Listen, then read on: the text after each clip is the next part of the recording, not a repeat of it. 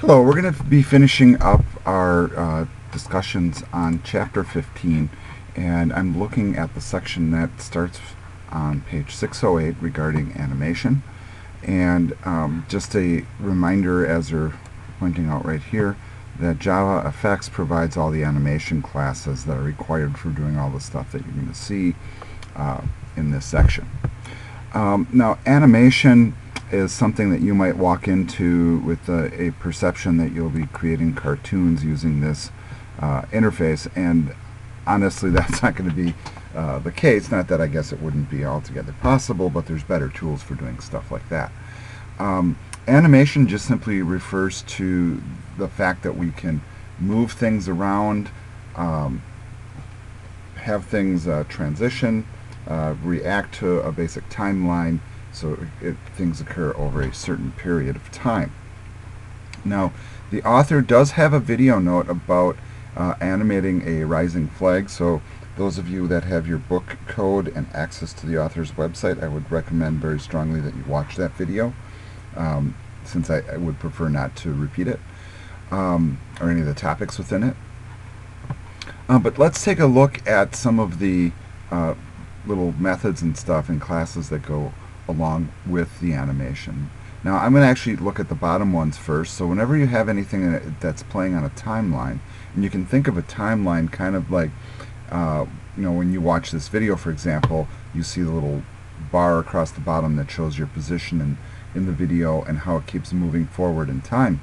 And therefore animations work the same way and have controls like this. So your ability to pause, play, and stop an animation as it's proceeding, those are methods that you may use. But you also have some additional properties here that you can work with. For example, you can make things go backwards, you can count how many times you've gone through, you can change the speed, and then you can also change the status of read-only on the object as you're manipulating it. Now there's some extensions here that they're starting to mention, and you can see that part of it being the ones that we saw above where we reverse and count, and then the timeline here indicates an indefinite, but it can also be set to something that is definite. Now notice that when we do some sort of an animation, sometimes the animation will follow what they call a path in its movement. So that path can actually be predetermined by us, the programmer, as far as which way the flag's going to go when we run the animation, or how the ball's going to bounce, or it doesn't necessarily have to be linear. It doesn't necessarily have to go in one direction or another. It's fairly flexible, but the path is the tool that allows us to follow where we're going, or create a path as to where we're going. Now once again, I'm not going to go ahead and actually do any of these examples. I think at this point you should be comfortable enough where you can grab the source code or type it in and try these examples. But in this example, they are setting up an application. You can see that we have some shapes that are being created. One is a rectangle. It's got certain properties in the location, and we have a circle, also certain properties in the location, and then we add those items to the pane so they are visible. Then we go ahead and we create a new path transition. We set a time in milliseconds for the duration of the animation, and now notice that 4,000 does not mean 4,000 seconds. It refers to milliseconds, and there's 1,000 seconds, or excuse me, 1,000 milliseconds in a second, so therefore 4,000 is 4 seconds in length.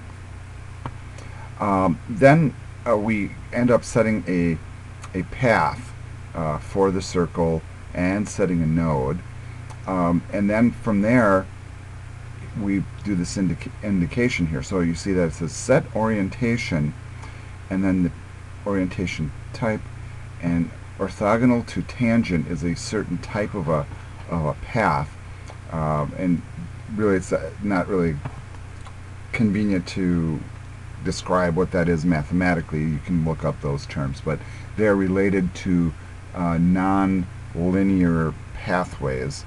And then we set it up so that it runs a certain number of times, and here notice that it is indefinite, so it'll keep going as long as the window is active. And then we'll have an auto reverse, so it'll cycle back and forth, and then ultimately it is set to play. In addition, we're throwing in some event handlers here, and you should start recognizing that. So it says on mouse pressed, we pause, on mouse released, we play. So you can see that it should be pretty intuitive what it does. So if you go ahead and you run this, you'll see that it will be moving along the circle as designed. Okay, in this next example, this is where we do the flag rising animation. Notice all the libraries that are there, and hopefully you're getting comfortable enough with Eclipse at that point where you're realizing that if you're adding stuff in by just typing in, didn't put this stuff in, it will help you try to fill those in. There's always the control space trick, which allows you to pull up those libraries as well. Now with this next one, in order to get a flag to rise up, we need to actually get the flag. So one thing that we do is we set up an image view, and we grab that flag, and then we add that to the image view. Additionally, we're going to set up a path transition, and you can see that this duration looks like it's going to be 10 seconds. And then we also have this little extension here to it where it's a new line, and notice the coordinates for it, so that's going to actually dictate where it's going to go to. We're going to set the cycle count to 5, and then it'll play. So once again, if you want to see how that works, what you want to do is take that code, type it in, and try it out. You can also view the author's video, which sometimes is helpful so you can kind of see what's in his mind as he's developing these exercises and snippets of code. Now another common type of animation, you might not really think of it as an animation, but that's indeed what it is, and that is fading. So and that can be both fading in and fading out, and then how long that transition, because fading is a transition, and usually it's from like a 0 opacity to a complete opacity, so it's not opaque at all.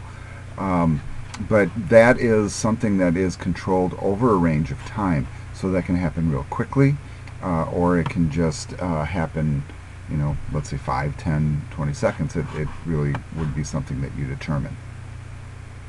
Notice the things that we can do here. Some of them I think are pretty obvious, some of them are not, but some of these values will be in relation to how much it's fading or not fading. Alright, in the next example here, and I strongly encourage that you type this one in too, you'll see that we create a new pane, and then we set up an ellipse, and notice all the different properties that we set up for the ellipse, and notice we have all the parameters that allow us to create the shape. We have some shape and color, some stroke, and then we actually are doing this one trick that we did way at the beginning of chapter 14, which was to have it react dynamically to the width and the height of the shape of the window that we're in. Notice in addition that we're doing this multiply effect, which is allowing us to once again adjust to the size based upon the size of the window. Finally, we put that up on the screen, and then we go in to set up our animation. So here we have a fade transition. Once again, we set up the length of the duration. Here it looks like it's going to be 3 seconds, and then we are applying it to the object called ellipse. Alright, so then you can see here's the from and to values.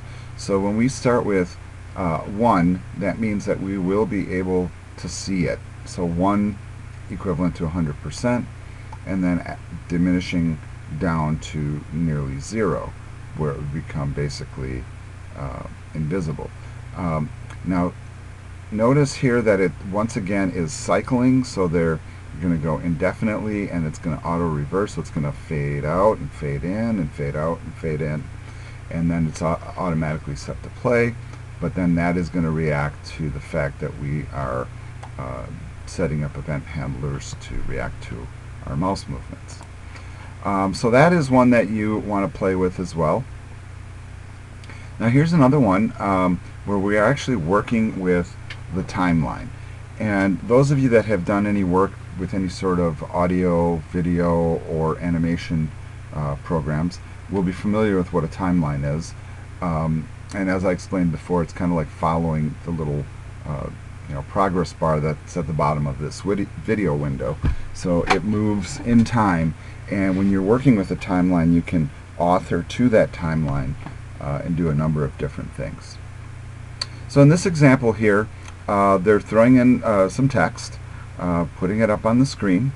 And then we set up an event handler, and it says here, if the get text length is not 0, then we set the text to nothing. Otherwise, we're going to set it to programming is fun. Then we continue on here, and we set up a timeline for animation, new timeline. And then we have this subcomponent of a timeline called a keyframe. Now a keyframe is an indicator, it's a spot within the timeline where an event is going to be triggered.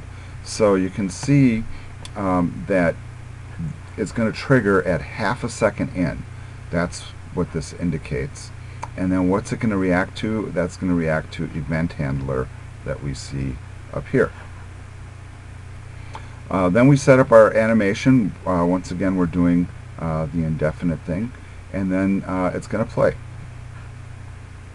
Alright, then finally we are going to set it up so that we can get the animation started and stopped. So what it'll do is it'll check to see what the status is, and if it's paused, then it's going to play. Otherwise, it's going to pause. So if you're kind of reasoning through what's happening here, depending on what you're doing on the screen, it's going to either be visible or not visible, and that's the part that they call the flashing text. Now those of you that went through the trouble of doing some of the clock exercises in the previous chapter, they have a little bit of an animation that goes here, and it's actually kind of a fun one if you try it. What they're going to do is basically take that clock object, and they're going to apply an event handler to it, and they're going to be calling this, well, not calling it, but invoking the set current time. So it starts the clock at the current time.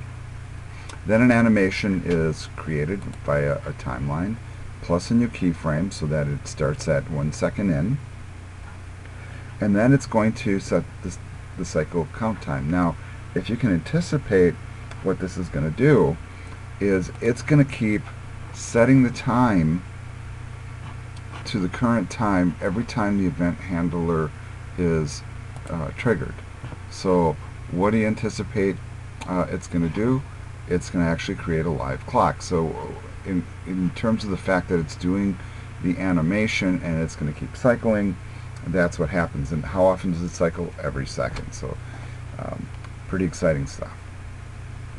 Now here's another classic thing that people do when they first learn animations, is to do this bouncing ball routine.